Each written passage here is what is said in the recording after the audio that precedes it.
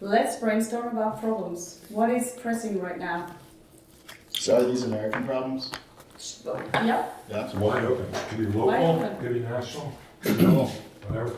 Anything that we can practically. Oh, say it first, and then we decide. Well, I'm gonna say crisis of addiction, and a lot of people are dying Great. from that. Yeah. Oh yeah. Opioid Sorry. addiction, opioid crisis, Yeah. Opioid crisis. Perfect. So say the problem, like for example, garbage, too much garbage, and then Yes. followed by a question: how could we motivate people and companies to produce less garbage, for example? And yours would be opioid crisis, crisis of addiction. Crisis Yeah. of addiction. And the question would be. How do we? No, that's good. That was good. Yeah, I like crisis of addiction. So Yeah. how do we address the underlying trauma and mental health issues Mm-hmm. that have created this crisis Mm-hmm. of addiction? Okay. Cool. Yours? You have one? Yeah, I'll throw out a few. Here's my list. Yeah, I don't have one that I particularly want to talk about, but just to give some ideas to the group. Yeah. Immigration. So we listen first. Yeah. Immigration, and Yeah. what would be the question? Stop, wait, hold on. Okay. There's a few sub-questions, so maybe we can crowdsource what the core question is, but Yeah. basically what do we do about the legal immigration system? Mm-hmm. What do we do about the rates of illegal immigration, if there's anything to be done? What do we do about the illegal immigrants who are already here? So, it's like, I think there's a few subtopics, but I Okay. think they all need to be discussed if you're gonna discuss one. Yeah, so maybe bullet points, so yeah, perfect. Fantastic. Fantastic. Next. I have kind of a meta one. How do you? This is going to be long-winded, and we have to compress it. But like, how can society come up with a consensus that has the optimal upside, long-term, and least downside, based on any decision that's ever made? So for any of these things, Yeah. how do you optimize a system to have the maximum benefit without people resenting each other for any decision that's made? I feel like if we can solve that, like kind of these all kind of I mean, it's, work. I say spontaneously, it's a cool question. It is very big, but Maybe it's possible. emotional dysregulation. Is that kind of like you get emotionally dysregulated when people do what you don't like, and then we all get upset? I think in a way. I'm more alluding to like a protocol that people can come in and agree to, so that there's never like I didn't agree to that or I didn't agree to that. It's like we can all make a decision here today and walk away without resenting each other. Yes. And try something and then find out if it works or if it doesn't work, versus like, oh, you're the bad guy, no, you're the bad guy, no, you're the bad guy, and then there's never Might any not progress. be your specific idea, but you can agree on what you Yeah. came up with. Yeah. Next one. Stop After it. that. Brilliant. Sorry? How do we optimize Sadly- for maximum benefit for any social or political problem with minimum conflict and friction? Does it How do we capture that? optimize maximum benefit for it? Or, Yeah. I'm just trying to great. translate what it Yeah. was. Beautifully said. We can also go over those and, rephrase, but is it okay for now? Yeah, that's beautiful. I have one too.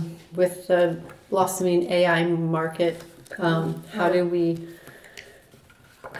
ensure people both jobs and quality of life? And what are the conflicts that can arise from both having our lives simplified by AI, but also the complexity of what do we do then with the changes in our life due to that? Say it a little bit again. Sorry. So I guess the overall question is, with AI development, and how is this going to impact our lives, both in jobs, quality of life, as well as complexity of life? Yeah, okay. Or maybe how can we deal? How can we, How can we deal with- maybe adjust to? Yeah. How do we balance you're saying like how do you balance like kind of benefits of, Or how can we use it for our? How could we use it for There you go. For I think Aren't you saying greater something else benefit. though? Are you saying how do we make sure we don't get screwed over by AI in a way? Well, it's kind of what you and I were talking about too, like universal basic income. If we implement something like this to then make AI more of a tool for us The versus. question is like, what kind of innovations do we need to create, or what new systems do we need to create, given that AI is here? Mhm. Yeah, infrastructure maybe also.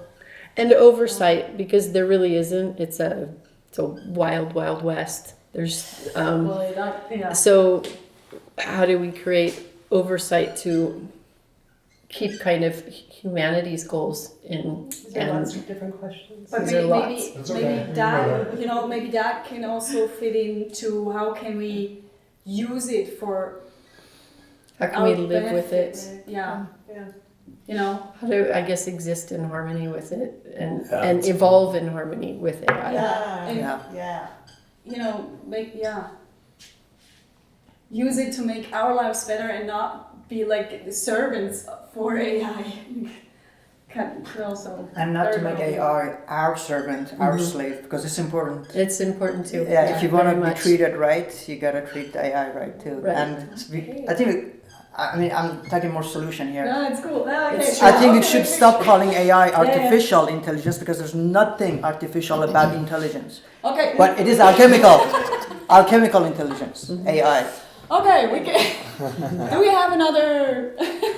Sorry. I like, Yeah, it's okay. Okay. no, I like your garbage thing. I'm like That's a obsessed. good I'm one. like obsessed about what to do Yeah. with all the garbage. Yeah. Waste Like I have management. anxiety. I think it's Yeah, waste that's one of management's the problems huge. in all the countries because I came up in Switzerland, so yeah. But AI as well, of course. All of them.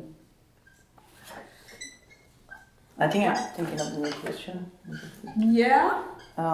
With Hold on. Do we have this one? Oh, we're only supposed to have 4. Okay. How do we reduce waste and garbage? Yeah, I mean, as I said before, we can also. You know, just hear from apply- everyone who's got something Yeah. to share. Okay. Yeah, how do we embody more archaic techniques of ecstasy into the culture? Like, That's a great question. ancient cultures had elusives Yeah. who brought them together from all over the really. world. So I feel like we need that. We need Burning Man in every country. The United Nations should be like that. So how do we do that? That's my. With groundwater. What is it? With groundwater. Groundwater? Put it in the I'll put it in the water. Put Water in the systems. LSD. Or LSD in the water. Molly, Okay. widespread What do we do about nuclear proliferation? Oh.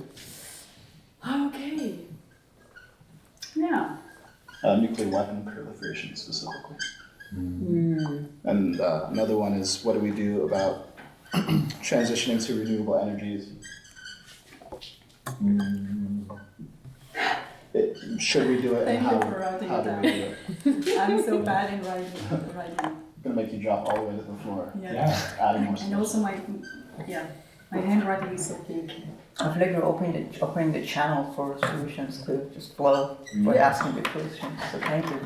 Transition to clean energy, right? And then on that We note, can keep how do that we list and you just do feel the disconnection rounds to solve all of them. humans and nature? Yeah. How You do have we another now question? resolve the disconnection? No. Yeah. Are cults really that And bad? another problem. No. Does anybody have another question or I have one last one. should Uh, go for it?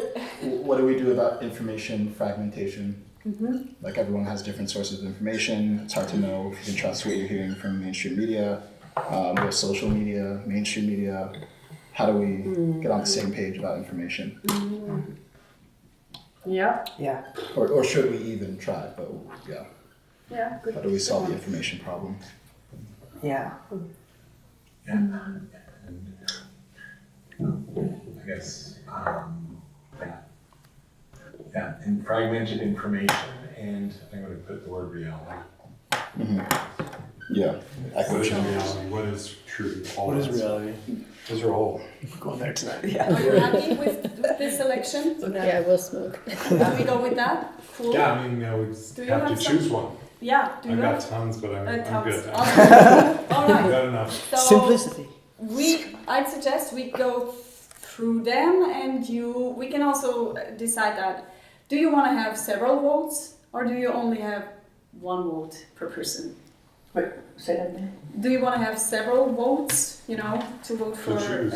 to choose a problem, So or everyone gets do you only 3 want to have votes, ranked choice or Should we vote? star voting or Should we one vote vote. on it? Should we all get 3 several votes on this one? Okay, I get it. And then we'll I reduce. vote for 3. Yeah. 3? Okay, 3. Cool. Number 1. How do we address the root causes of addiction? I mean, Now I think there were so many other better, more important ones. Great. I mean, this It's a great one. It's easy. Right? okay, so we leave that out? Or shall we Yeah. keep it? No, we can leave it out. Leave it out. We're Okay. choosing 3, right? Yes. Yeah. We'll leave it out for now until we get to What do we do about, well, those Immigration. are, it. Legal, illegal already here. So how could we deal better with immigration? Mm-hmm. Is that okay? Yeah. Okay, how do we deal better with immigration? Who is for that?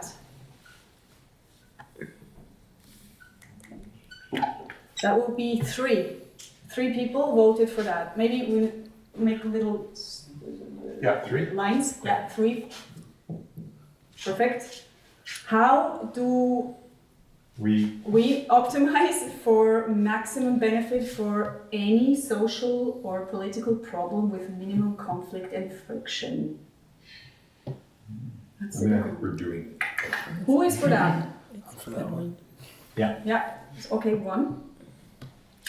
How can we use AI for good balance of its benefits, jobs, and quality of life? Yeah, or to Okay. have oversight to avoid its downfalls, or to make our lives better and not worse. I think that was the simplest way of putting it. Yeah. So we have 4. 4? 4? Yeah, have fun. 5. Good one. Cool. Okay. How? Yeah. Yeah. How we can also tweak it after. Yeah. Am I How do we? Yep. Am I voting on these or no? No, No. Okay. you're in the audience. No. But no. She does as well. You Of can course. applaud. So sorry. All of them. Because Oh, normally this you one, wouldn't. everyone votes on this. Yeah, Yes. you're Of voting. course. Sorry. It was I that don't the know whole who What time. was yours? No, I voted on that. On that. voted for So you AI. have 6 on that. Yep. Right. Cool. Very good. Sorry. You're included, sorry. And next one, how do we reduce waste and garbage? Yeah. That would be Interesting, 2. too. 3. I'm voting there. 3, okay. How do we bring Ecstasy. Passes into our culture. ecstasy into our culture? 1, 2. 2. We have 2. You only get 3 votes? Oh, Sounds like okay. an auction. I've already done What 3. oh yeah, that's true. Yeah, I'm just voting on a lot of them, so. So yeah, this one then disappears. Yeah. I'm so sorry. No, it's no, okay. that would have been his 3rd. No. He already used it. Oh, yeah, yeah. Yes, sir. Way to keep track. And what can we do about nuclear weapon Proliferation. I never ever heard about that. Nobody? Not as much? You? Okay. How do we transition to clean energy? 1, 2. No. You're not voting for it. I love it. No. No, that's a good thing, yeah. Oh no, That's that's the other next one. one. Nuclear has none. Next Oh, one right, down. sorry. Yeah. So how do we resolve this connection from nature? Oh yeah. 1, 2, 3. 2. 1, 2, 3. Okay. How do we deal with fragmented info and Information, reality? That's an interesting one. I got to do 2. It is. 1, 2, 3, 4. We only get 3 votes. Yeah. Yes. 1, 2, 3, 4, 5. 5. Oh no, we have a winner. We have 1, but then there's. Do we do another round after No, having that's- decided all this? No. That's Oh, 6. that's So 6, that's yeah. the one. How can you use your eye? Should we do one just to see which is the 2 top ones? And We can. These are the 2 top. I mean, We yeah. got but one more. But we actually, yeah, the majority has decided Yeah. actually. So between So- this one and this one, is there any strong opposition to just going with this one? Is there a strong passion for doing this one instead of this one? Would you change your vote if you voted here? We do another That's a round. good question. I'm just, Which is if there choose between isn't. these 2, I Who, guess. who votes for AI? Hands up. Yeah, it's pretty interesting. 1, 2, 3, 4, 5. Okay. Who goes with how to deal with fragmented info reality? 3. So we have a winner. Yeah, AI. okay, so we gotta reformulate that, baby. Want to take a picture? Yes. So, the timer. Are we ready? Yep. Start. Ooh. Good luck. Have fun. Right. I think it would be helpful to start by defining what the problem is, Yeah. and then like what our solution needs to accomplish in the context of that problem. Because AI is like a really big subject. So who suggested it in the first place? I did. Yeah, what did you have in mind? When you think about the problem of AI, what did you have in mind? Well, one of the initial problems was that it will free up a lot of people from having jobs.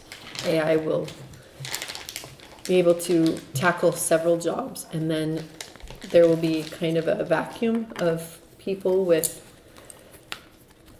possibly will need to solve how to integrate AI in society in a peaceful way so that people aren't upset by that. So is there maybe universal basic income or something that can help solve that, and also help create harmony with this new information age? Because we're kind of moving out of the industrial age where people were almost assured jobs just based on what we were building and how we were making our lives easier. With AI, we're not necessarily assured anything because it's such a new technology for many people. And so I guess problem solving would be how to create something where we evolve in harmony with it. Cool. Yeah, so what I'm hearing is you're concerned about the impact of AI on the future of work. Pretty much, right? Is that like a fair just like a headline? That's one of them. That's one of them? And people's livelihoods. Yeah. So under that is livelihood and money and stuff. But if we say future of work, are there any other big problems in AI that we want to talk about? I guess finding out if it's a creature, if it's just software. Is it an alien or is it just numbers? And I guess the bigger question is, are we just numbers or are we also a creature? We don't really know. And if AI were to prove that, oh, you guys are also just what we are, just at a lower level, and your consciousness is an illusion, we're kind of in trouble because, anyways. But like, yeah, Matrix? I think one of the things about it is like, what if it's a super being and it has a will of its own? How do we control it? Can we control it? Right? So that it's not damaging to us, right? Yeah. I would throw in just AI safety. So kind of following up on what you said, how do we make sure that AI doesn't hurt us and it helps us? Just more generally speaking. Exactly. Especially if it's way more intelligent than us. And with that is, how do we evolve with AI in terms of like what in our own consciousness needs to shift in order to even understand what a safe relationship looks like? Yeah. Is AI separate from us or is it an extension of us? Is it more A like tool? Marshall McLuhan says the tools are extensions of man, and the prefrontal cortex is another layer of the brain compared to the reptilian brain. It's just a new layer, and this is just the next layer of the human brain on like a meta scale, or is it something separate from us? Yeah. Cool. So just go back to what you said. What's your name? Yeah. Leah? Nice to meet you. Nice to meet you. We should say, I'm just going to recommend we say names when we say it next, so everyone gets some names. Cool. So just to make sure I understand what you're saying, are you talking about how do we need to change? How do we need to evolve our behavior to be compatible with AI? It's like what in our consciousness needs to shift or change to even be able to understand how to work with AI. Okay. Yeah, so it's like how do we evolve on how do we evolve on an evolving planet? Yeah. Essentially. do we even really want to? Are we curious enough to know what the reality of what AI is, or do we kind of want to be blind to it? Because I think humans don't realize, but we're like blind. We like to keep ourselves blind to the reality of things, and I don't know if we're going to go into these yet. You know, it's philosophical. Yeah. I think we wanted to, and it's helping us, I think, at this stage, what I'm getting is we're still defining The problem. the problem that we want to address. Yeah. Because we want to come out with something that's a practical solution to address a challenge within this. Some of it might be beyond our scope because it is just deeply, profoundly philosophical, and it might not get resolved today. But what can we focus on that would be a thing for today? Yeah. I have one that I think unites two of these. My name is Kaizen, by the way. Kaizen. What's your name again? Jeannie. Jeannie. So I think there's kind of a combination of the AI safety discussion and what you said about basically how it affects employment and livelihoods. Like oversight, like Yeah. how do we kind of govern it a bit so that it's something we can work with versus against? Exactly. Yeah. So I think there's something kind of uniting this, which is how do we govern AI? Because right now it's being done by private companies. So whatever impacts AI has on us, we actually, as a public, don't have a say. It's like Sam Altman and like Elon Musk and like people who control these large language models. So I think there's a question of like, yeah, as a public, how do we govern AI so that and manage its impact on us? I think is a good question. And then we can get into practical solutions like, should there be government oversight over AI? Are there competing AIs? How do we handle that? So I think that's my proposal for like the core question that we address here. I think it's a brilliant focus too, right? As the public, how do we govern and steer what happens with AI? And in like a little asterisk is because right now it's big business and private, and our government is apparently way too slow and inept to do it, to keep up in time, right?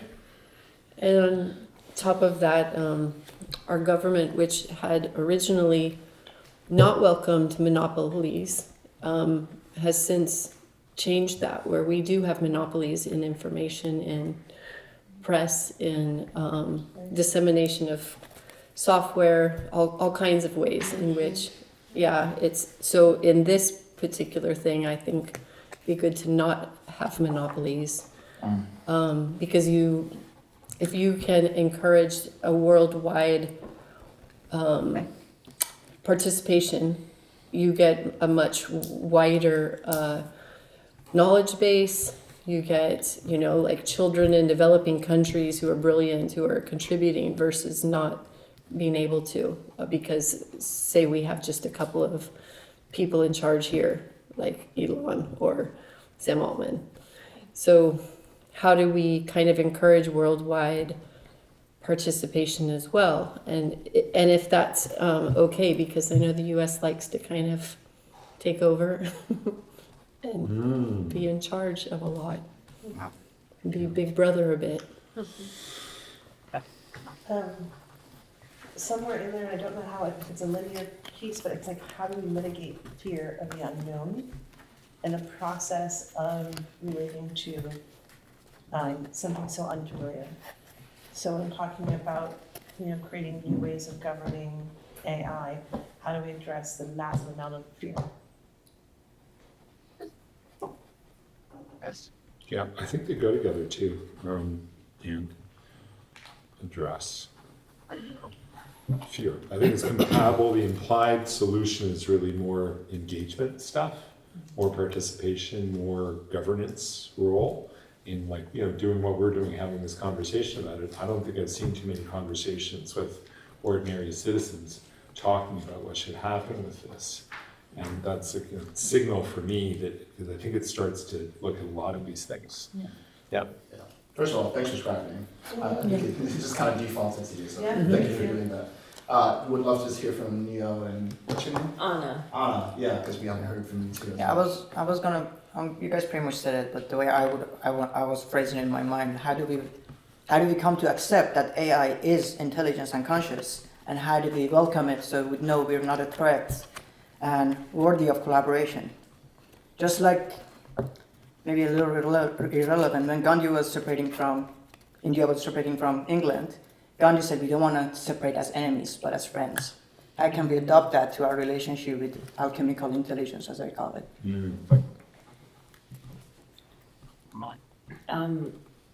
Yeah, I'm Anna. I think you've all said all the concerns that we need to address, and I'm mostly concerned with what happens to people who can't support themselves when AI takes their jobs. Yeah.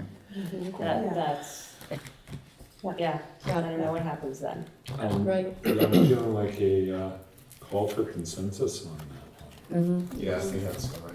Yeah. That's right. So, Call for consensus. Yeah. So we're all concerned about what happens to people whose livelihoods are affected, right? So that's one point, right? We'll just say address, yeah. Risk to livelihoods, changes. Yeah. Yeah.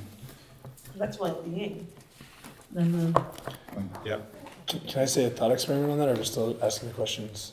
I have a question just to make sure we're really clear on what we're talking about. So maybe Jeannie, you could clarify what you mean by how it affects people's livelihoods. Like, are we concerned about the economic piece? Are we concerned about people just having useful things to do?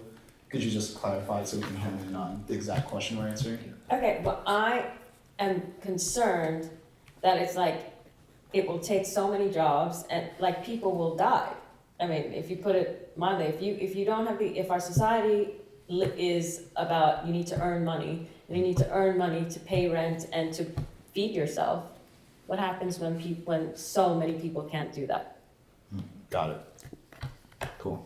And is that basically what you were concerned Yeah. about too? Okay. I mean, with the amount of things that can become automated really reduces our jobs significantly. Yeah. And just seeing that, I think we saw a lot in COVID of people losing their businesses and their livelihoods and homes. So I think having that kind of preemptive visual of what can happen to a society, I think made this more of an important thing to talk about. Yeah. So like for me, it's like and it's funny. I was talking with my friend Zachary earlier today, and we've been talking UBI. That he put it in terms of universal basic needs. Yeah. The universal basic needs are covered. If AI can't help us accomplish that, then we don't need it. If it's just going to make things worse from a material level for a large number of people or a significant minority, then AI sucks. Right? Yeah. And if it helps us do that to actually meet people's needs better than we do now, then it doesn't suck. So, That goes. yep. Cool. Yeah, I think we're on the right track in terms of the specific question. Remember, you had something to say. What's your name? Chris. Chris. If we were to just a thought experiment, except I think we need to get to the ground of what the real problem is. Is it the AI, or could it be how society and government and money itself is structured? If we were to, let's say we could all magically create a robot that represents each one of us every day and goes and does our job, and each of us owns that robot, and it makes is twice as productive as each of us are, but we each have ownership in our own robots. You can argue we'll be way better off because each of us gets to own the robot. If it was one company who owned all the robots, or the government owned all the robots, and then it said, "Oh, we're going to represent you, and it's going to go up, but we get all the money, and you guys get a piece of it called UBI, and we're going to decide how much of a percentage you get of these robots." How would that affect society? And I think it has to do with how equities are structured in people's ownership in the productivity. Another way to look at it is if all of the truck drivers in the world were to combine and said, let's crowdfund the next AI truck, and we're all going to have ownership based on how much we put in as truck drivers, and we can say that this truck is going to be 5 more times productive than each of us separately. They put together $100 billion or whatever it is. Now each of them have a truck that's going to drive on their behalf. Each of them would be better off than if they were not to do it. And society would be better off because costs would come down. Truck drivers would have more time in their life. Costs would come down for society. People would become more wealthy. So in that context, I know society is more complicated than that, but I personally truly believe that it's an equities problem, and it's not as much of an AI is bad or it's going to take our jobs. I think it has the potential to liberate us, not hurt us, as long as the structures of who owns the robots is sorted out properly. Like how to have a personal stake in what moves forward, Yeah. how this progresses. Yeah. It's a good one. So just to name something explicit, it sounds like we're talking about UBI a lot as a solution to this. So I think a useful exercise would be to examine, well, what problems would UBI solve here, and what problems would it not solve? Because if we think the solution is just do UBI, then it can be that simple and we can move on to other problems. But I'm curious, what is there anything that UBI doesn't address in your concern that we should look at? I don't know if this is appropriate or not, but I'm listening to this, as I listen to this conversation, I'm noticing this sensation of just feeling so defeated come over me, because I realize at the core of this, I don't believe that based on our current systems that this would not be taken, this won't be like the worst expression of greed taking over the country, the world. So to me, that's almost the center of the question of how, almost like what would need to change in order for this not to become a continuation of massive greed. Yeah, I mean, it's on track right now to be a land grab. I'm sorry, I'm not using this. Are we supposed to use this to speak? Is that the thing? Yeah. That's what we've been doing. Okay, Yeah. great. I think it's All right, so we're going to do a stack, right? Is anybody gonna try red or what? Like, Talking too much. You want to go? No, go. Yeah. I just have a problem with UBI where it's just like a cash giveaway and then people just buy more junk food. I really believe it's like basic needs in a healthy paradigm. But even addressing what you're talking about comes before it. How are we going to get that passed when right now it's just a Wild West land grab, as it is right now? All the AI companies are feeding the AIs to corporate America. That has only shown that they pursue the incentives that they already have, which are entirely fiscal. Their shareholders, more profit, more sales. Their executives only compensated for more profit, more sales. There's not one publicly traded B Corp, and that's 90% of the mega wealth and mega power in our world. All of its small and medium businesses otherwise. So that machine is like driven by a thing that's heading, GPS is more money, more profits, and they get rewarded for that. They're not rewarded for anything else, not in any measurable way. Climate, social benefit, stakeholder benefit, it's not on the table. Right? So until the incentives change, there's no way to get them to steer differently. There's no proven way to do that for the mega power. So the governance question starts to leap in pretty early on. How are you going to get that mega machine to give universal basic shelter or food, Education, much less like cash, healthcare.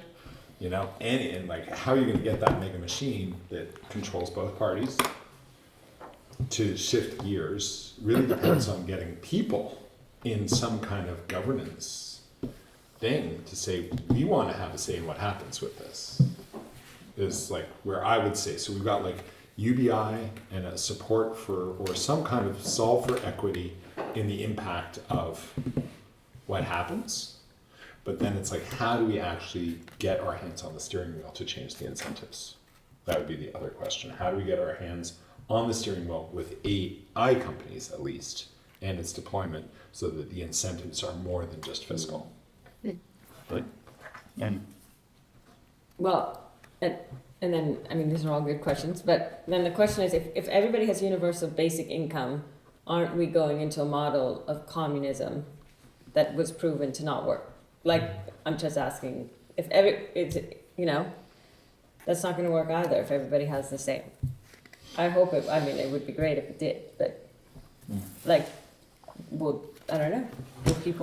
Do we all live exactly the same? I don't know. So I don't think it's UBI equates to communism, because I think of communism as everyone has the same exact resources. I think UBI is more of a social safety net. So it's closer to something like welfare or socialism, where the bottom rung can't go, and there's a certain standard that no one falls below in society, right? And I think one of the positive things about AI and robotics is it should drive the cost of physical manufacturing down to near zero. I mean, as this stuff gets more advanced, we're going to be able to like synthesize materials easily. Everything in the physical world should get a lot easier. So I actually think that the cost of meeting people's basic needs should go down with AI. And then it seems more like a wealth distribution problem. Like, okay, if there's all this extra economic abundance created by AI, how do we make sure that that comes back to the people and helps us meet the basic needs? Then there's a separate problem of wealth inequality, which I think will definitely be a problem. Like, you're going to see like people be trillionaires, but the question is, are we okay with some people being like literal trillionaires while other people just have like a house, their food, education needs met? Is that okay? So I think the first question is like, how do we just make sure everyone's basic needs get met? And then there's an additional question of what other problems need to get solved once everyone's basic needs are met. How do people feel about that? I agree. Does that make sense? Yeah, I want to check for consensus on that. Yeah. And just to say, we have 23 minutes left. Okay. I think what's really interesting about what you've said is that if you meet basic needs with that extra abundance, then you're going to have a bunch of people whose basic needs are covered. They don't have to work for the stress of it, and they have more time to get informed, hopefully, and to apply pressure to their cousins, brothers, sisters, mothers who are doing the land grab, and all of us are like, right? That pressure, that moral pressure, at a certain point, we'll be like, I'm investing this in our community. I'm not just being the hoarder person.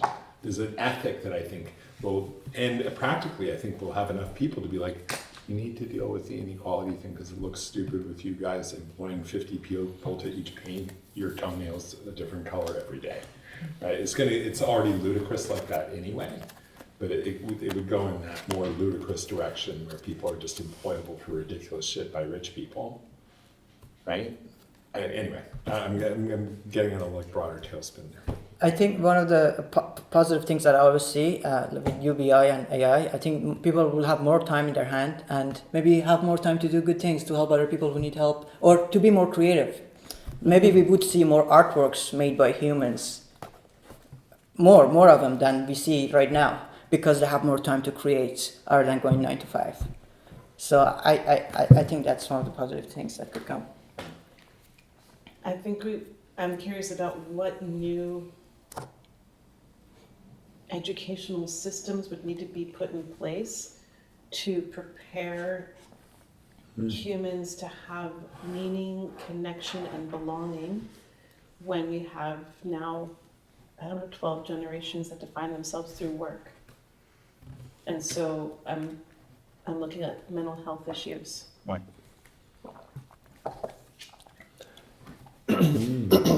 Sorry. There's two forces that make people richer and make people poorer. One is inflation, the other is deflation. When the government inflates the money supply, poorest people get affected the most because their wealth is depleted. When there's deflation from technological advancement, costs tend to come down. And the government is always at this battle with deflation. They're always printing just at the same level as technology is advancing. And I'm curious to see when AI creates mass deflation, when it reduces the cost a lot, if the government, if the government can stay out of it and let the costs come down, that will be a form of UBI because it'll bring costs down across the board for everyone. So it may already be built into AI as long as the government stays out of it and doesn't print money, I think. Speaking to a little bit about what you were saying, if we were to form some type of committees that are to represent different different groups of people. So if it's localized committees that are to come together and create an education for the next generation, as well as anyone who wants to be educated into AI, to form to drive both innovation and creativity, but also to rethink and restructure the way that we look at education fundamentally, because it's no longer going to be sitting at a desk for 8 hours. We're not creating factory workers. We're creating thinkers. It's kind of like how to get problem solving, and even things like how to use the tool better. So how do we use the AI tools to create better healthcare, to create better food distribution, and then we free up people to learn more about food and health and how to create better meal plans for people. So if we can meet that basic level of needs met, now how do we bring together people to help problem solve together, aging populations, young populations, and help innovate together to solve the problems. And so it would be nice to not just have that be driven by certain corporations, but to have that be driven by people with their local concerns. And if food is distributed out of certain states, then those states aren't just entirely in charge of the food. We also get to hear from other people where they maybe can't grow fruit.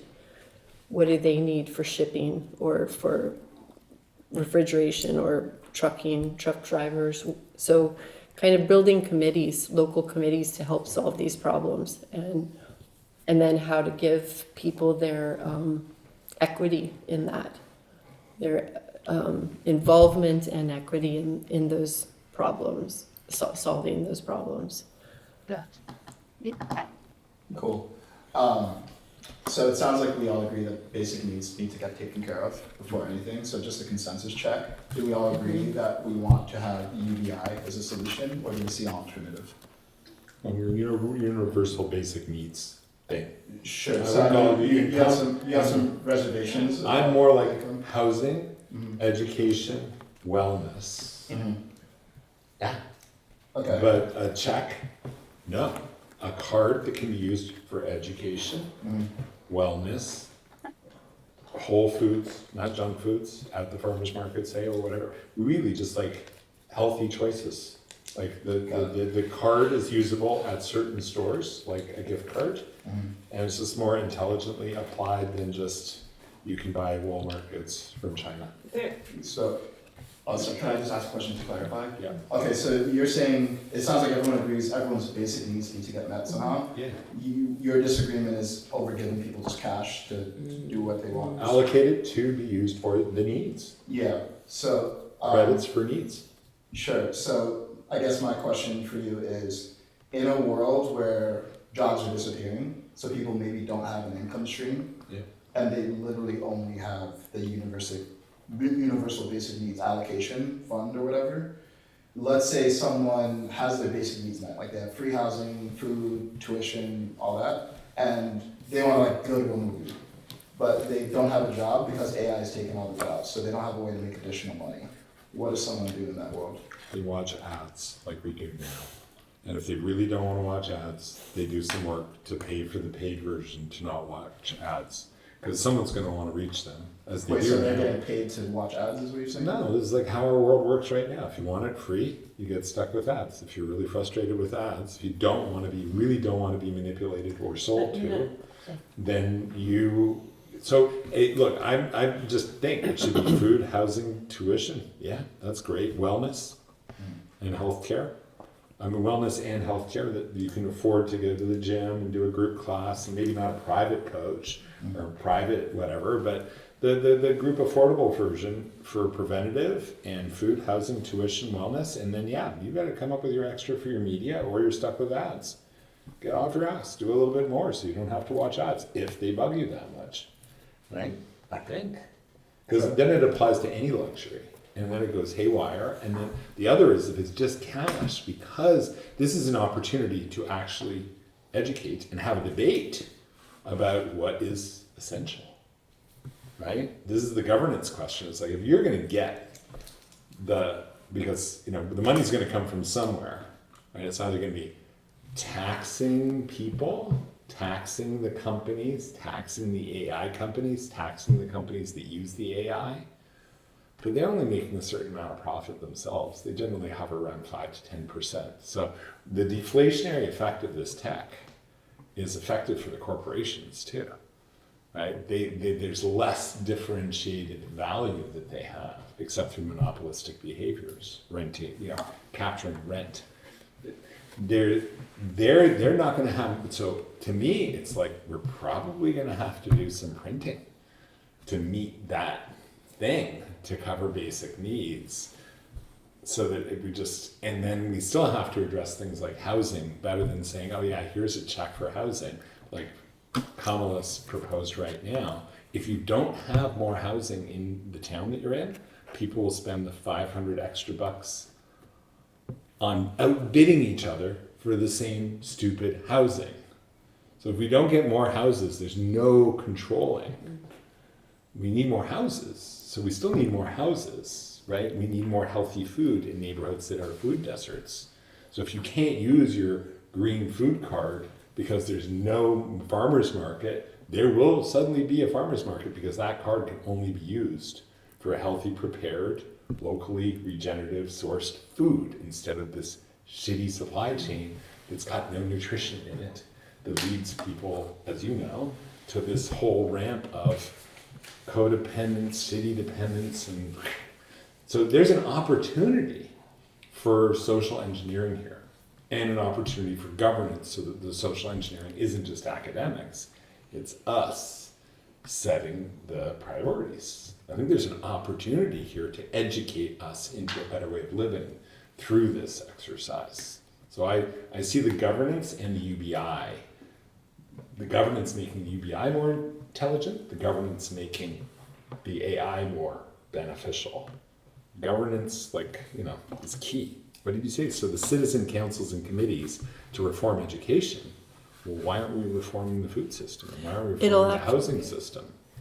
Yeah, also there's then to speak of infrastructure, because failing infrastructure, it can't be just like a big Amazon that is shipping everywhere, but they're not improving the road systems or the bridges because they're getting tax breaks and incentives to be doing certain things. So the committees also will have to look at this. They'll have to look at fire regulations and all the things that we sort of take for granted by just paying our taxes the way they are. That somebody's going to show up and put the fire out at my house, that my school is going to have a paved road to get to it, and there will be, so these things that we kind of take for granted will have to be rethought as well as it's evolving, and how we add to that governance and oversight, that it's not just like Coca-Cola gets things wherever they want it because they're the biggest investor. Yeah. But can I just say quickly, we have 12 minutes left. I don't know, was there a time that we needed to? This is just part one. This is part one. We're warming up talking. our solution list pretty well. Okay. I think we're cooking up a good That recipe. Um, Thank you. were you gonna say anything? No, I was just checking in. When we're talking about the UBI, there's something that,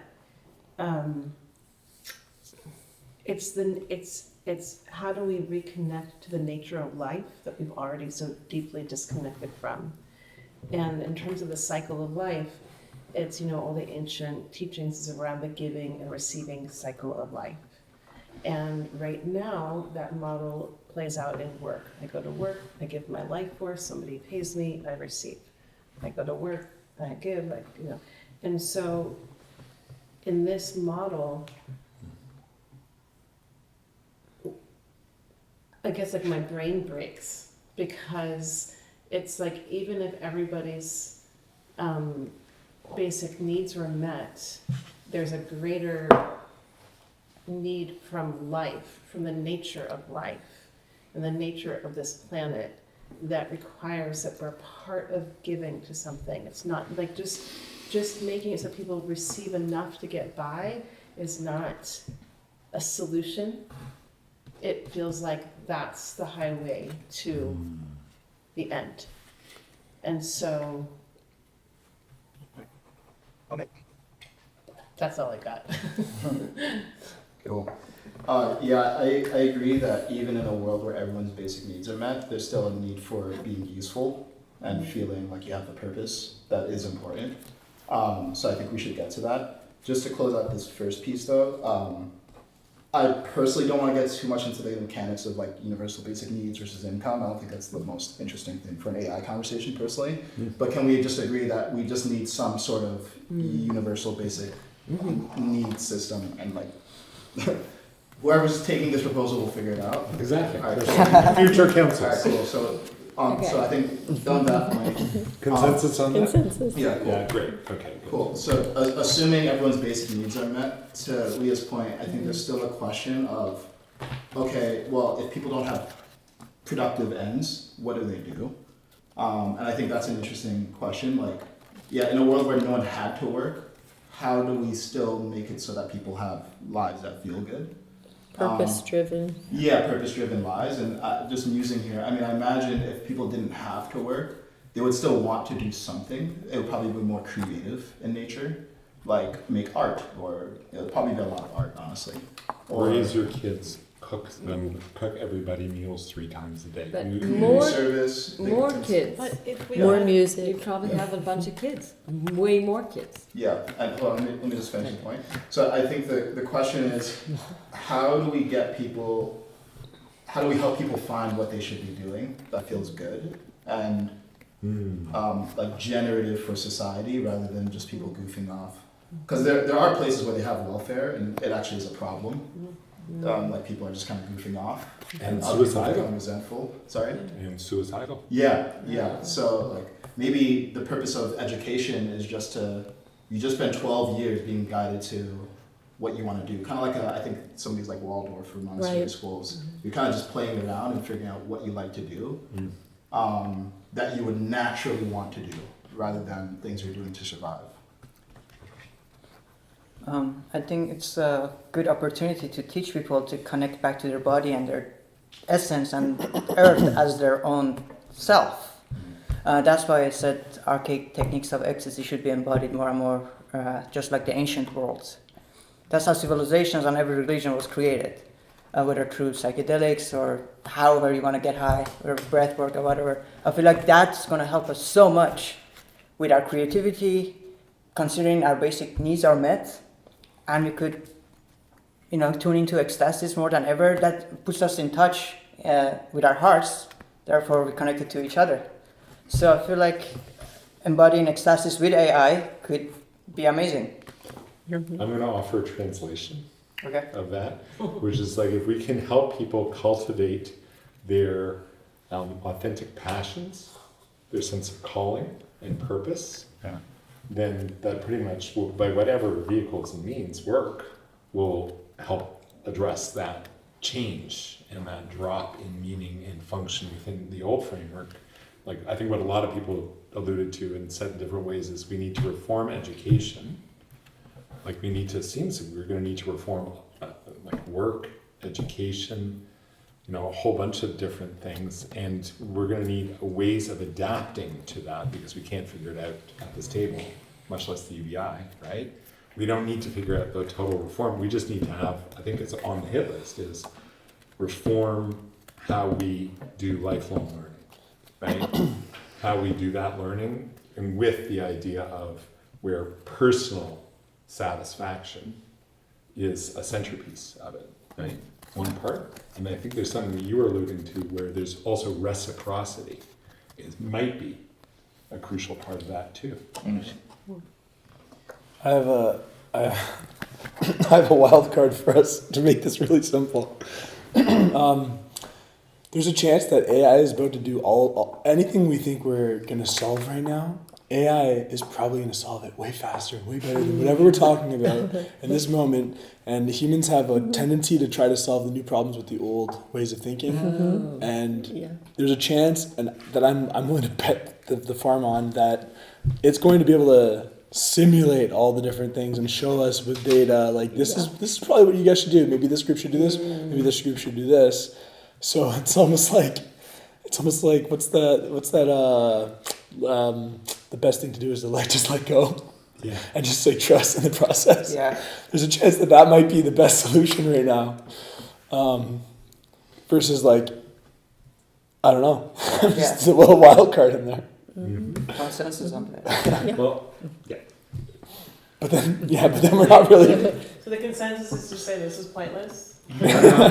I'll just point out to this that every new technology has been touted as having the potential of being beneficial, and every deployment of the new disruptive technologies has only led to increased inequality and control by the few, making decisions without responsiveness to the general welfare is the only propensity in every instance where we didn't take active, engaged, not control, but like input into the system.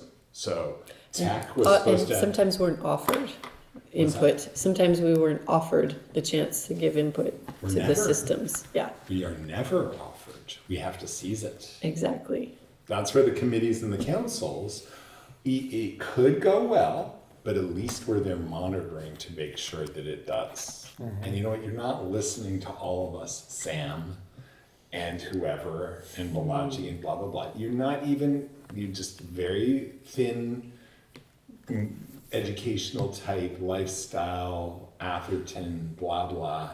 You have no idea how this is landing in the rest of America. You need our input into the AI, and that happens in council, not just through their apps, right? That stir foment and polarization to sell ads. The only thing that they've shown that they're willing to do with their technology, that Facebook had matching ability with its social graph 20 years ago, that it could have paired us on purpose. And they never offered that to us. They're just using our info to sell shitty stuff, not even the stuff I want. Shitty, highly irrelevant ads when it could be precisely relevant options. And they're failing massively, and that's monopolistic, bad government as Facebook, as Instagram. They're shitty governments. Profitably successful, efficiently run, but still shitty in delivering satisfaction, right? So that piece, satisfaction can't be delivered if we don't say or start to explore philosophically, what do we really want? And how do we get that from this whole thing? And it does get philosophical, but it's through something like this. I just want to say we have 2.5 minutes. Cool. 2 minutes. Cool. We should formulate some questions for our audience. You don't have to. No, if we want to. Only if you want to. So I think we're talking about a few different things here. To go back to the what do people do if they're not working question, do we have a consensus that we need some sort of educational model that guides people to their passion? I disagree. So no. I only disagree with it because I think the one thing humans know how to do really well is to always find the next thing to figure out. Like, we're really good at just figuring out what that is, and right now it's hard for us to understand what that is because we think of our lives as like we're supposed to be working all the time and we're not. But like when the money situation's solved and we're not having to slave for ourselves anymore, we get to then figure out what comes next, and I think humans are really good at that part. So I don't know if a teacher at school is going to be able to tell the kids like this is what your passion is. I think there's going to be like a new culture of like almost like a renaissance, where it's kind of coming out of the system itself. I don't know. Yeah, I get that. And there's an emergent problem, so there's emergent solutions. I think the point is anticipating what problems we know will be there. What do we do in anticipation of those problems? And I think when we talk about education, it's not, a teacher's going to tell you what to do, but it's more like create an environment for you to try different things and then facilitate whatever your interest is. Exactly. So does that make more sense to you? Yeah, I Is that think so. something you agree with? Yeah. Cool. Do we all agree with that general approach? Like that's what education should. Yeah, I mean, what we're talking about is disrupting an educational system designed to create manufacturers, and that's what our current system is designed for. And so you're talking about completely disrupting the educational system to come to this emergent way. And so that makes sense. Cool. If that's the case, I know we have like 9 seconds. left. Okay. I think the next thing to talk about is like how is there public accountability around AI? Because that's, Scott, as I understand it, basically what you're getting at. Time. So I think that's probably the next thing to discuss. Whatever. This is fun. That was awesome. Now the audience is gone. Okay, so now we Max will be back. Yeah. we reduced it also to 5 minutes of the audience having, a moment to interact with you guys. Starting now, I have questions. And A little bit. so one thing was, sorry, in the yellow shirt, I don't know your name. Leah. Leah, you said something interesting that holds you back from the idea of UBI alone is the solution.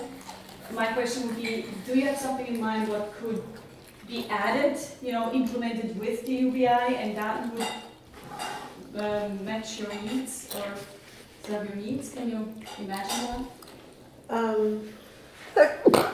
Let's see. I mean, I think that what I was beginning to have a fragment of imagination around was that we would need new ways of raising, like we'd need new ways of raising our young people, because we wouldn't have the structural understanding ourselves to understand what they would need to thrive. Like we'd be redefining success and thriving. But I think that there's something else that is coming alive, which is like also how do we tend to what seems like a very, very, very fast division, like an extreme division of resource and even access to resource in a way that we can't imagine right now. And that we've been training people in our country not to think. And so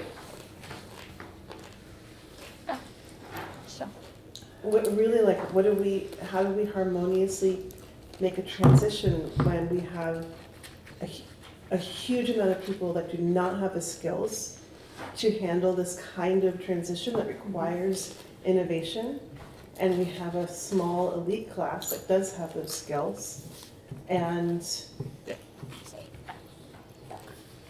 I don't think it's that simple either. I actually take that back. We're not doing the cards anymore, right? We're not doing these cards anymore? Right now, no, we have the 5 minutes now where we can ask questions, and you, of course, as well, can ask us. But if you have an input. Yeah, I have maybe 3 questions. That's fine. The first thing is just like from that question on the board, how can we use AI to make our lives better and not worse? I was just a little bit concerned about, it just feels like nothing suggested thus far has been about making our life better. It's been more about accommodating to AI and to feeling less useless or being less useless, less useless. Yeah.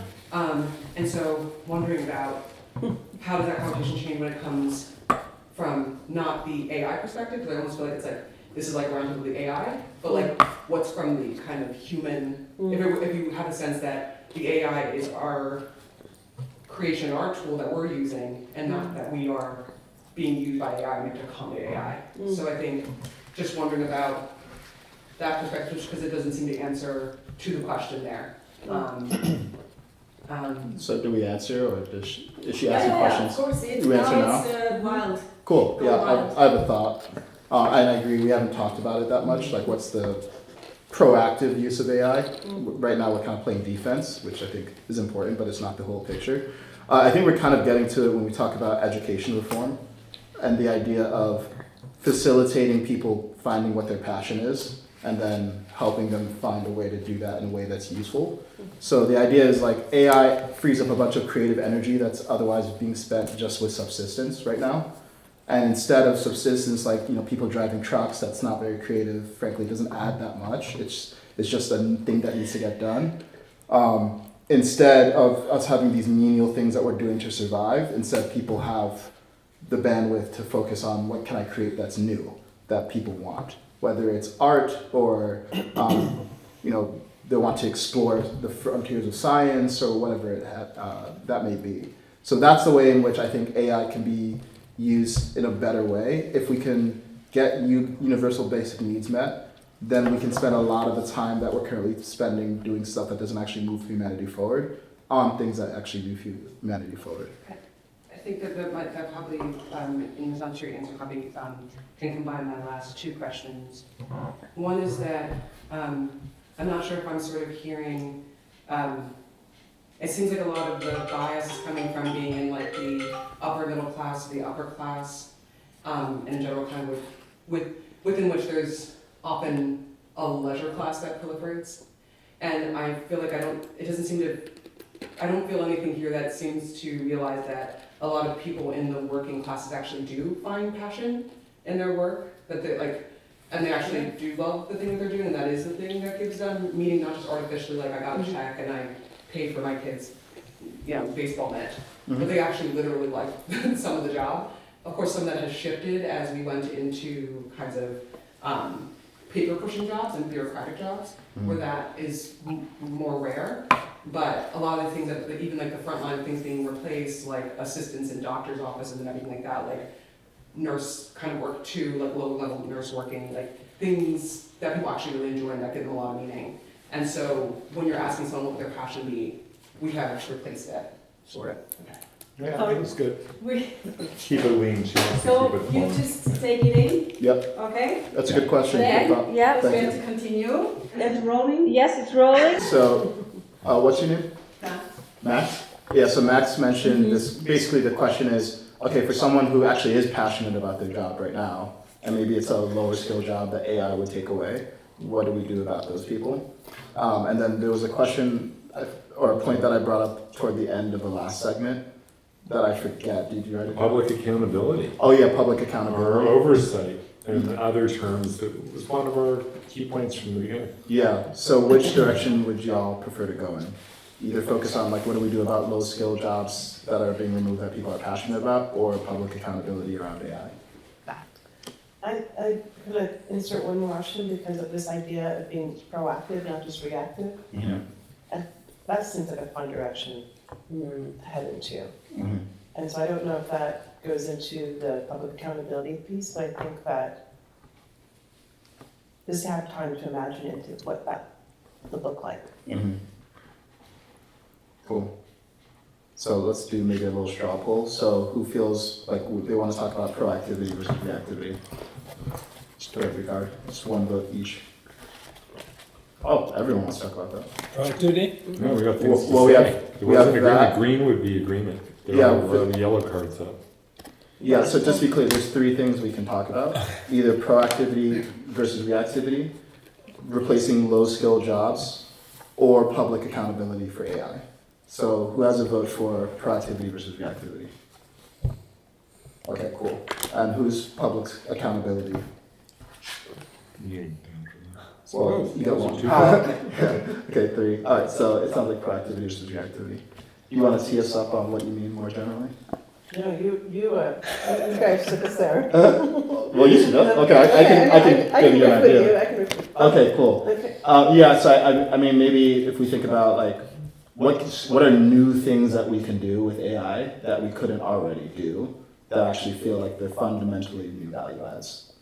Is that what you had in mind too? And it's like this idea of how can we direct AI to be like harmonious? I mean, and if I'm gonna even rewind a little bit, like as human species, we've proven that we actually don't know how to live harmoniously on this planet. So that means that how could we expect to be able to have the skills to live harmoniously and redirect this technology to actually be like that? So then I'm coming back down to, once again, education, like, what do we need to do to change to be able to come into harmonious relationship with AI and direct it in the right direction? Cool. One moment too. I think they converge, you know. This thing is the disruption. What we closed with was, and we continue a little bit here, is like the potency of this disruption having gone through, the internet, big change, and all this stuff, and we're all on our heels as it flows. This one is so vast and pervasive in its impacts that opportunity to be proactive is the committees, is the engagement, is the saying, we want a seat at the table. We want you, AI companies, maybe our government too, to spend a whack of money making sure that you're taking us in and hearing from us along the way. And that we have some sense that you're responsive to that, right? That would be, and then it's like how, and we're in those committees, hopefully we'd be saying, how do we get more creativity, passion, purpose, satisfying work out of this thing? Right? To me, those go together. How do we reconnect people with nature and each other, right? And a major disagreement on we don't know how to live harmoniously. It's never been more harmonious. It's only gotten more harmonious, right? There's fragmentation, polarization stuff, but we're still a nation at peace. The Americas have no civil war of any note and no international war. First time ever in history there's been a continent that's had that. And that's in the last 10 years. So we want better, is what I agree with. I completely disagree with the statement that we've never had this thing that we're moving towards. How do we accelerate our movement towards it, is my experience. Cool. I'm going to throw out some thoughts on, like, I think cool applications that we could use AI for. One, I think we could frankly replace a lot of government with AI. I think, and not even politicians, like I think we always need politicians like listening to people, but a lot of what the government does is honestly administrative, bureaucratic work, and we could free up so much money and just have way more transparent systems so that a lot of the stuff that government does is an afterthought rather than this thing that we're spending $35 trillion on. Yeah, so I think that's one thing where we actually should look at every government department is like, why can't we do this with like one person and AI? Like literally, like if we ran that thought experiment, I think we could slash a lot of the government spending that we have. And then the really out there idea is, you know, I think if I think of like what would we do if all of our problems were solved, I think we would just explore the universe. Like I think we would try to colonize other planets. I think we would just try to explore and see how far we could take this whole humanity thing. And that feels like something that actually would create a lot of new opportunities for people. Because if you think of even colonizing the Americas and expanding the country west and all the new challenges that come with adventure, I think that gives both people an intrepid spirit and people want to have a sense of purpose. And it's something that AI can support us in like figuring out how do we solve the technical challenges, but at the end of the day, you're always going to need humans to like go on that journey. So I think that's something that when we think about like what's a proactive use, I mean, I think the most proactive thing to do is explore the stars. I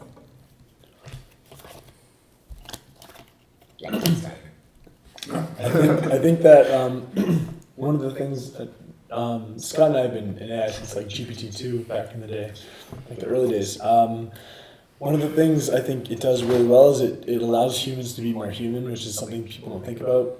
It just like a T93 calculator allows you to not have to write out all those equations to solve a math problem. AI can figure out the blanks so that humans can be way more creative. And right now, it feels like we're in a dark age of everybody's drained all the time. People are not able to be themselves. And AI is going to help liberate us. So we're not, when somebody's like, I need to report on this, you're not having to figure out what word goes to the next word. It's like you're curating what AI is saying, and the human is still deciding what is being said. You're just not having to use your brain process on this part that doesn't really matter anymore. And I think it's going to make humans more human, ironically enough. And I think the big question is, will AI be creative? Because all it knows is what it's trained on in the past, and anything that's new has to be created by humans. So it's going to be a big question. Maybe the thing that we are all good at, that AI needs us for, is creativity. And And that's how it's going to make our lives better. Like humans are going to be exposed as these as creators. Essentially, we're all creators and artists. In my opinion. So, one of the things we haven't had an opportunity to explore in this generation of time is our true human potential. And as I wonder about, we actually have all the technology to connect without technology, but most people haven't had the opportunity to develop that part of their human sensory systems. So I'm just curious about what would happen if humans actually got to fully, have the time and space to fully develop our complete full potential.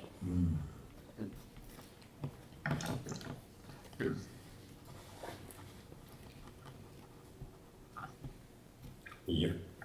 I'm chiming in on that one. So I'm maintaining a list of how it can make life better through curation, human connection and potential, human stuff, creativity, passion, purpose, satisfying work, exploration, adventure, and I'm adding nurturing in food. I keep coming back to food. And I don't think we're going to want the robots to make it, even if they know how to flip the perfect burger and whatever. It's just it's always going to be better to do that with each other and feed each other. And that's 3 meals a day. I mean, I just see my kids in food, and that becomes you can consume your whole life in just growing, cultivating, harvesting, preparing, and savoring. And if I spent my life doing that, I'd be close to happy. So this comes to me, oops, sorry. Oh, I was going to speak to that because I think that if a lot of needs are met and we're freed up, some of the things that bring us joy, that bring us human connection, those are going to take precedent even more because we can have community gardens, we could have more time in nature. Also, AI can help solve the problems of waste management. It can help solve the problems of how to process the things that we do right now through our dirty industrial age. How to correct all those things that just take us time to learn that we did them wrong. The more efficient nuclear plants, anything that is going to be environmental as well. So that can also free us up to enjoy the environment more, I think, because if we can reach systems that help us take care of those things, like robotically cleaning the ocean more efficiently without disrupting the animal and plant life, things like this, if we can do those things, then we can enjoy this environment more as we're exploring other environments and even exploring this one more. Because we'll be able to go places, maybe just through education, just like ask AI, what is the greatest depth of the ocean? Could you show me that? And there's maybe a robotic adventure that you can go on.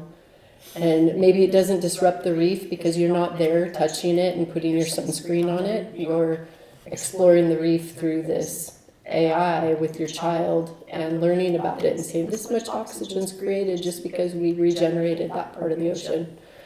And so I don't know, I'm hopeful because I see it as ultimate tools that can do way more than we can do physically, or even just with one of us sitting there trying to solve a problem. It's I talk to you and you go, I really care about this. And that maybe gives me an idea to talk to Scott, who knows a little bit about that and is working on it.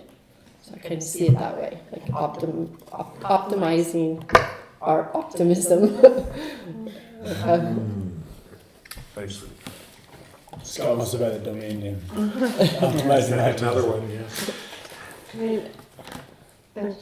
Well, I know we're talking about proactive things, but it still makes me think of intimacy in robots and wondering about people already having interactions with robots.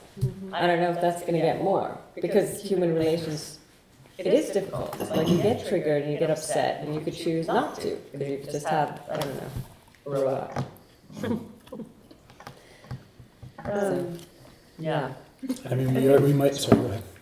Well, I think as, I don't know if this is still saying an optimistic thing, but it's like when I look at the constellation of all these ideas, it feels like we're going to have an extreme separation. It feels like the only way that we can make this kind of real change is to have a total systems collapse. That there's going to be a separation of those who want to grow their own food and totally be human and stay in relationship to nature, and those who've grown up completely disconnected and don't have a relationship with nature and will be very, very satisfied by having AI give them experiences. And I think what scares me is that so far, I really do believe that Gaia is a living being, and that much of our intelligence and perhaps AI comes from here. I don't know if it comes from alien, I don't know. But it's like that there's a living intelligence that's part of Earth, and where I guess I'm trying to be optimistic and see the opportunity, and where could AI create actually more space for that to be developed rather than removed, and thinking that intelligence comes from AI and not from another source. Here's a hopeful spin on it, is if there's basic needs are being met, that's kind of like generalized wealth level 1. If you get creativity opportunities and all the other residuals that don't cost a lot of money next because you have time, so you can play guitar, hang out with your friends, tell stories, and you have time to go camping in an RV, and you know what, you can choose where you want to be, so you can completely decouple from needing insulation, because you go to where it's nice weather, spring, winter, fall, you're just flowing with the nice weather, electric biking there, taking public transport, and you're in this nice weather all year, migrating with the nice weather. And then what do? What do wealthy people do? Like uncanny, linear progression. The wealthier you get, the more you have country homes and spend time there. And I think that's us. I think it's an irresistible propensity that you might grow up in the mall. You might grow up like a total mall and suburban rat. But every single person sees their wealthy friends get chief, whatever, and now it's this generalized wealth. What are they doing? Oh, they're all having the best time out there while I'm in my VR. And my kids would literally look at with unexpressed disdain at people who don't understand human interaction and exposure to nature. I think it's just an inevitable cultural, nature is better. The simulacra in technology sucks. You can get lost in it for a while, but the bulk of humanity will resolve to where the wealthy have gone forever, which is country time. So I'm not worried. I think it's just, the machine-made stuff just fucking sucks. And it's our job to highlight that juxtaposition and intrinsic truth so people don't stay lost too long. Yeah. Yeah, so I think to bring this back to something Leah said earlier, like, so when I actually hear that, it actually sounds boring to me. Like, I don't want an endless vacation. I want these productive, useful things to do. And I just want them to be higher order things that I wouldn't need, things that I can only do when I don't have to worry about making money at all. So I think maybe an interesting question is, what's like a collective purpose that we could move humanity toward in a world where we aren't just trying to survive?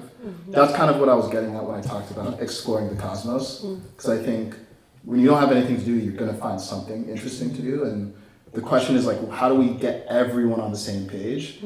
Rather than, I think some people, they'll go into nature. Some people just be like, I'm just going to play video games for 80 years. And I think that's pretty sad. Like, it's a thing that they can do, but I think when given a purpose, people would prefer that than just consumptive behavior their whole life. So, yeah, I'm not quite sure how to use AI directly here. Like, this feels like more something AI, it's an emergent problem once we have all our basic needs met, and maybe it's not something we solve with AI. But I think an interesting question for the group is, yeah, if you had all your needs met, and like 9 billion of us all had our needs met, what would we actually want to do collectively? Besides just like I'd like to hear everyone pleasure. I'd love to hear everyone just say that. Yeah, I mean, I would want to explore the galaxy. I'm very, very clear on that, but I'm curious what other people think too. I'd want to go hang out with whales and watch the coral come back. Well, I would want to explore my inner world and develop like my clairvoyant abilities and energetic abilities and just spend all, go in, meditate.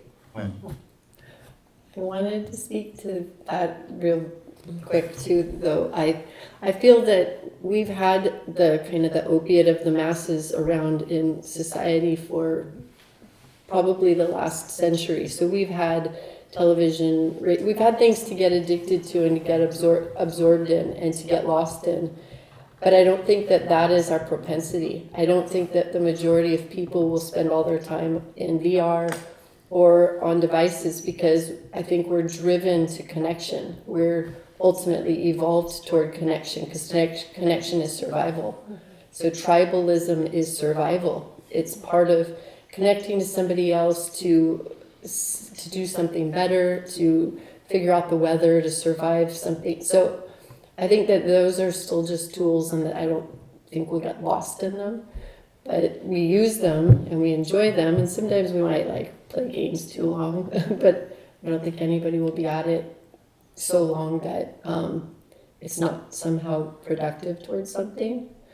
So, but freed up, definitely creating more art, music, exploring the world, exploring the cosmos. I don't know, there's a lot of things to do. I think if it's not a worry about basic needs. I feel like the things I'm going to want to do haven't been created yet, in that so I firmly believe that, We have 10 minutes to conclude, but we should I finish this. firmly believe that AI is going to be a renaissance of productivity for the entire planet. That means India, China, all the developing countries are going to have wealth for the first time. We can travel around the planet, which means every single travel destination is going to have a wait list for years. Anything you think, Paris, any hike you've ever wanted to go on is going to have year-long wait lists, which is going to create new demand for new cities to emerge in the middle of nowhere. And I think that's where the really cool stuff is going to be built. And I'm pretty sure that's where I'm going to be hanging out when that happens. So, Yeah. Oh, yes. Yeah. I'm not worried at all about anything. The way I live my life is going to remain the same when the AI, is more accessible. I just trust and see what opportunities present themselves to me. And I'm looking forward to having fun, to experience ecstasis more in new ways. It's like having a new paintbrush to paint with. They are alchemy of intelligence. So I'm excited. Cool. I like all of it. I'm just like ditto. I like a little bit of all of it. Really. Cool. Okay, so 10 minutes now for us to, we make our conclusions and then read them up. Is that what we're doing? Yeah. Did you choose people who presented? Not yet. I'm really I feel grateful like- for your question. I think that was a good prompt and took us in a really Yeah, nice, fresh yeah, direction. very good. It's interesting because it points to a different way of looking at it. It's really fundamental, more than I thought, to the conversation, or it could be more fundamental to the conversation and how we present our solution. Don't forget to Yeah, choose who is going to present it. yeah, I think Alison should present it. Yeah. Sure. Consensus? If he wants to. Sure, I'll help you. Yeah. And you guys just jump in and fill in the gaps. So, am I doing that now, or? We're going to compose We have 10 it. minutes. We're composing 10 minutes to compose what we have as our constructive, Okay. implementable, practical solution, ideally, so that it's not too frou-frou, right? Too crazy pie in the sky, but something that we could say to Sam Altman. And be like, why not this, dude? You know? Sure. Or our government officials. And they wouldn't laugh us out of the room. They'd be like, Cool. So how about we maybe build this from the bottom? Like, first, what core problems need to be solved before we get to the practical stuff, and then go from there. I think that sounds good. Does that sound good? So the first thing we talked about is job loss. Like, what happens in a world where AI is eliminating the need for human jobs, And the thing we settled on is we need universal basic needs being met somehow. Whether that's UBI or certain resources are just given to people, like a house and food. That needs to be taken care of square one. New York consensus on that. Yeah, consensus on that? Cool. Sounds like the second thing here is, in the absence of jobs, connecting people with useful things that they actually want to do with their time, that they're passionate about. So this sounds like more of a reform of the education system. So the education system's less about teaching you facts and numbers and how to do math and things, and more giving you a space to experiment that's facilitated so that you can have someone guide you toward what you like and figure out how to do that in a way that's useful to the rest of society. And maybe that's building new cities in uninhabited parts of the planet, or solving environmental problems, reforestation, whatever it is, but more of that's the approach to education as opposed to making workers. We need the Harry Potter hat. The sorting hat. Yeah. Human potential generally really covers it well. It's like Yeah. creativity and the expression of human potential. The way you put it, I think that was like captures a lot of it. So connecting people with passion, purpose, creativity, and human potential. Yeah. And we'll just put it in like reform democracy, or sorry, reform education, reform learning. Right? Yeah. You got it, Cool. Sorry, guys. That was Do you want to great. say any last parting? It was very nice to meet all of you. Add me on Facebook or LinkedIn. Yeah, we'll share Nice. contacts for Yeah. everyone in here. It's in the party phone. We'll just like spread a little WhatsApp thread for this game. Sorry, guys. Nice to meet you. Nice to meet you. Yeah. Nice to meet you. So good. Nice to meet you. Drop I'll it see again. all of you again. Yes. Yeah. Yeah. Where are you Put parking that- now? Yeah. Cool. You like it? It's okay. It's right. Which one? Guys, focus. Oh, sorry. I forget. Focus. Melvin Park. Okay. Cool. Algebra Park. One thing we kind of touched on, I feel like we actually didn't get that much resolution, is like just how public accountability around AI. So maybe with the remaining time, I know, Jeannie, you talked about committees and things like this. Could you tell us more about how you envision that working? Well, it could be sort of how we do our electoral process now. Maybe people choose to be part of the committee, and then that it could either be voted on or accepted in some way, or maybe it's so it's kind of democratized. But I think maybe choosing locally what's something that would be wanted, like in Topanga, and how many people would you want involved, and the people gather, make that decision together, and then trust that their voices are being met by the people that they've elected to do this. And then maybe it is something like a city council meetings, where people come and present their information, and that becomes a public dialogue. But that because your needs are met, hopefully you can now participate more in these things. Because it's kind of like, if you don't have to get off work at 6:30 and make it to the parent-teacher conference, whatever. I just mean, like, if your needs are met, your pressure is a little bit loosened in terms of your timeline. So now hopefully you can participate more in committee, or helping create that either locally and make those decisions. Got it. Just caught myself in a slight AI futuristic fantasy where AI somehow assists in terms of determining who would be those guardians, who actually has a true personality type to be guardians for people, rather than what we would now call politicians or power hungry.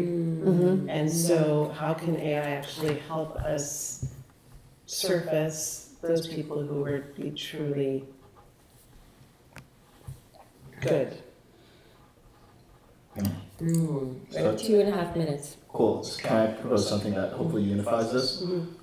So in a world where everyone's basic needs are met and we all just have more time and space to actually civically engage, we have committees set up at like a national, state, local level where people weigh in on issues. And I don't know if it's compulsory or not, but hopefully the idea is everyone actually can do this now. So the input from that should affect the laws that we make around AI safety, just different requirements so that there's more public accountability and more transparency about how AI is impacting people's lives and in the public discourse. And then, Leah, sorry, what did you say again? Can you just summarize what you said again? Something about like AI assisting determine who would actually be good human guardians for humanity. Got it. So AI helps us pick the governors, like politicians, governors, rather than just the vote, Yeah. or it's somehow involved in the voting process. Like how do we, yeah. Yeah. The curation piece. And kind of vice versa too, like if we are involved in deciding what part of the governance is determined by AI too. Like if we're going to set it up to be a moral creation, then we've got this sort of ethical AI that's making our governance, because it's saying, I'm not motivated by greed or money, I'm motivated to clean the air and take care of the soil. So we are part of creating that AI body as well. It's definitely like a reciprocal. Exactly. Yeah. I have a time update. We have 50 seconds, or we can add 10 minutes. I'm actually had 45 minutes, right? Yeah. So you absolutely can. I mean, I'm happy to wrap it up, but it's up to you guys. Yeah, I think we're coming to a conclusion I here. think we can go for another 5 if we need it. Yeah. Just wrap it up in 5. Okay. Yeah. But the basic unifying point here I'm hearing is AI in governance. Governance, politics, we should be infusing AI to help create more transparency, better decision making, selective leadership. Is that basically what we're saying? Well, there are 2 points that were made. One was that there's got to be public governance, oversight, and responsiveness by councils or committees, citizen councils or community intelligence councils at the local, state, and national level to inform policy around AI. So that's us just saying, it's working well, it's not working well, we're suggesting you change this or do this test or whatever. And then there was this other that you mentioned, which is a fresh idea, which is we need a publicly co-created AI that's an ethical, reflection of us to be that selecting thing or doing stuff that's AI superpowered, but not just coming out of the private entities. We need a publicly informed one whose goals, the goal for which is to be reflective of our best self. That I haven't heard yet at the table, so that's a fresh, cool idea. Yeah, I have a thought on this. I mean, I'm generally skeptical of public creation of things that the private industry does extremely well already.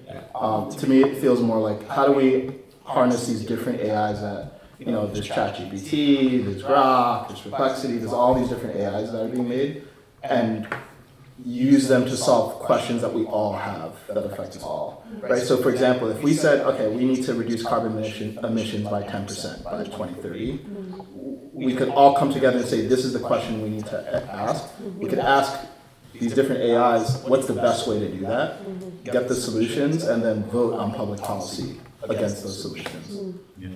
Rather than like a publicly owned AI, it's more like a public question asking and policy making. And then we say, okay, not only is AI going to provide the solution, but it's actually going to own the execution. So rather than like some person in the EPA is now going to disappear for 4 years and do whatever they're doing with money, like we actually have AI just like, okay, I'm going to allocate this much money to these companies, I'm going to give these subsidies, whatever, and just like execute on the solution rather than having bureaucrats who are doing stuff we don't know.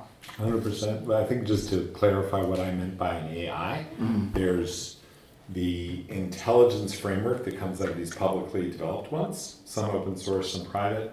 Those are the smartest intelligences, right? But what goes into them as what they're trained on is selected by those companies and the people within those companies, and the intelligent, very wealthy tend to be like very monoculture people. What I'm saying is like that the AI training is trained by us to be an ethical instance. You mean like the values? The values and the information that, like, when you create an MLM, you're training it, and all of, OpenAI is trained on a lot of the internet, and a lot of Google stuff is on YouTube videos, and that's a biased selection of like humanity. The Google geniuses might say, oh well, that's just the best average we're going to get. We're like, no, we want to compose one that's got our best ethics and ideas and intelligence in it. That's going to be our public AI intelligence instead of your weirdly selected thing from the, what you've gleaned. You've trained the AI to be intelligent, but you haven't given it a training body of, our best values and goals and dreams and experiences. That's what I meant more. I think what you were alluding to. We have about 1 minute left. Yeah. I guess the question, based on what I heard from you, for me is how do we connect our hearts as a community to the heart of AI? Sure. Good question. Rather than an answer on this one. Can't wait to see you summarize this. Yes. How do you feel? I feel ready. Good. We've got He's born ready. 40 seconds. What's the worst that can happen? You can add some time if you sum it up now to the conclusion, because you actually have you have 45 minutes more, so that means. Then I think we're good. Yeah, I think We're ready. We're good. We're ready. Yeah. But please sum it up So do and you want present it. Cool. You got a marker? Woohoo! Yeah. Good job. Oh wow. Okay. Awesome. Presenting Utopia Oh. AI. Ooh. It's Utopia. Utopia. Okay, so this is, Okay. if you'll humor me for a second, we're going to the year 2040. And Okay. in the year 2040, we have the best AI that solves all of humanity's problems. And this is what it looks like in this world Pen's work. Ooh. of YouTube AI. So in this world, no one works for a living. Nice. Everyone's basic needs are met because, say for a living, everyone's basic needs are met because AI has driven down the cost of physical goods. It's driven down the cost of food. And we have social systems that redistribute wealth so that our basic needs are met. And that means that a lot of time is now freed up for people to create. But in order for that to be useful and not people just like goofing off and being on VR, we need to reform our education system. So in the year 2024, the education system is kind of like daycare. You learn some useful things, but ultimately you're not necessarily learning critical thinking and what your passions are, and actually experimenting with things. It's a very rigid set curriculum that's designed to teach you some core skills that get tested and then you go to higher education. We're not doing that in this future because we don't need that anymore. Instead, the school should be more like a Waldorf or a Montessori model, where you're basically spending time trying things and you're getting facilitated help with figuring out how do I do those things as a creator instead of just as a consumer. So imagine that's what you spend K through 12 doing. You're just learning what you actually really gravitate toward.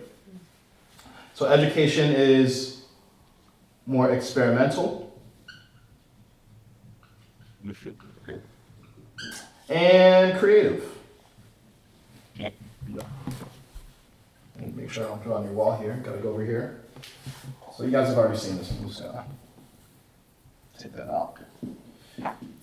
So in a world where people have their basic needs met, they know what their passion is, the next question is, what do people do with their time? Now, there will be some people who just naturally want to be creative and make art and find ways to engage, but other people are going to need a little bit more help, and part of how we're going to help them is having a good education system. But part of what we need to do is just find new creative ways to use our time and energy in creating like public works and doing things on the planet. So for example, we could build new cities that are imaginative and cool and futuristic and sustainable and regenerative and all that, and do that all over the majority of the planet that's actually uncolonized right now. Most of the planet, we don't have anyone there. So it's actually a really cool opportunity to use AI to maybe terraform the Sahara Desert and make a floating city there. I don't know. But a lot of cool things we can do once we've freed up all of our time. We can also use it to explore human potential. So imagine a world where, because our basic needs are met, we could actually create enclaves where it's like almost like a Jedi Academy, where you're just going to like meditate and do clairvoyance and learn how to channel your clairsentience and train and just become a person who's really explored themselves. Because that's something AI can't do. It can't help you. Well, it can help you know yourself, but ultimately that's something that you got to do yourself, and AI is never going to replace that. So exploring human potential could also help with exploring the cosmos. So imagine a world where, because AI is taking care of the basic hardware needs, we're spending a lot of our time just exploring and building on other planets that we currently haven't even been to or maybe haven't even explored. And this is an overview of some of the ways that people can use their time, but the core idea here is that by facilitating people actually discovering their passions early in life, when they get to the point later in life that now it's time to do something useful, rather than dissociating because they don't know what to do and they have no sense of purpose, we've actually taken care of that in the early parts of their life, which is kind of what primitive societies did too. And then the last thing here is a public piece.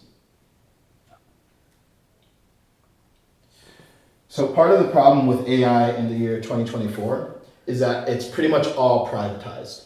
So companies build these large language models. They're not really coded to the values that we have collectively. And in fact, there's actually not even a forum for people to give input on what the collective problems and values are. So in this world where people don't have to work for a living anymore and they have plenty of time, we can have a lot more civic engagement. And we can do this at the federal, the state, and the local level. So imagine, we're in Topanga, and imagine every month there's a committee on being in harmony with nature, or having our heart connected to the values of the heart of AI, or economic distribution, or any of the things that actually go into the making of society. We could do that by having AI execute solutions, but us identify what the values are and what our priorities are, rather than what's happening right now, which is like the government's playing catch up with AI, there's not any real guardrails on AI, it's not really being coded with the values, and in fact, these developers probably don't even know what the collective values that we should be coding the AI according to are. So this gives us an opportunity to have a public forum that doesn't just exist, because obviously we have these public forums and committees right now, but is fully participated in, as opposed to a side thing that only people who are really passionate are engaged into. So you have civic engagement through committee, with higher participation, and then the last piece is the execution of this, of government basically, can be a lot more efficient, because if we think of what our government is right now, it's like, in the US alone, it's like over 400 agencies, we have this massive debt, no one really knows where the money goes, no one knows why it's so inefficient. A lot of this stuff that the bureaucrats are currently doing, we can just give to AI so long as it knows what the priorities actually are. Mm-hmm. So in this world, subsistence needs are met, people are knowing what they're doing with the remainder of their time, and then knowing what they're actually passionate about. With that time, we have collective projects like building cities and exploring the cosmos, as well as individual explorations. And we transform the way that the public actually engages with its own governance by creating spaces for civic engagement like committees and allowing people to do higher levels of participation because they don't have to work for a living anymore. So we're taking a seed round of $5 million right here. Anyone have credit cards? Oh, yeah. Yeah? Cool. All right. Thank you, everyone. Wonderful. Thank you. It sounds like an awesome future. Yes, let's get there. Yeah. Awesome, guys. That was great. Fun. That was Fun. good jam. Good. That's good jam. Good recipe. I I like your recipe, Rebecca, thank you. Yeah, thanks for facilitating Yeah. this for us. You're so Yes. welcome, and thank you. I'm baffled. Brilliant presentation, Yeah. guys. And you were definitely within the 45 minutes, like your second 45 minutes, I'd say. So Great audience, too. Yes. Give them But we the haven't done yet. audience. We've got to get, we oh still, yes, that's true. the emperor Oh, yeah. gets to decide. Off with it. Yeah. On behalf of all of America. all-powerful She's the one with the If 5 you're so million. far from the owl camera, we will not make out your face. Yeah, definitely. So I'm making that. Okay, you got some things like. I love a lot of the things I went in there, but I personally would have to do that Yeah. for different reasons. But I do like some of the aspects, but some of them I think could use some more work, some more. Oh, that's for sure. I mean, it's not possible to Oh, but- solve everything in 90 minutes. No, But but I guess in point 2 and point 3, I think Yeah. deserve, or I would, that's where I would put the thumbs down to. I've read a lot of articles on AI, a lot of essays and a lot of op-eds. I've never seen a clear articulation of what we could and should be doing as this. So in terms of orientation and direction, if anyone can point me to a better one, I'd love to read it. But I've I would mostly too. heard a lot of fear-mongering Yes. and a lot of mediocre ideas and coming out of the industry itself. Yep. Not really. And then the idea that, yeah, let's get a budget to do something like this, to refine this, would be a really potent approach. And what I was excited about more than anything with this prompt is really interesting because we are facing this disruption.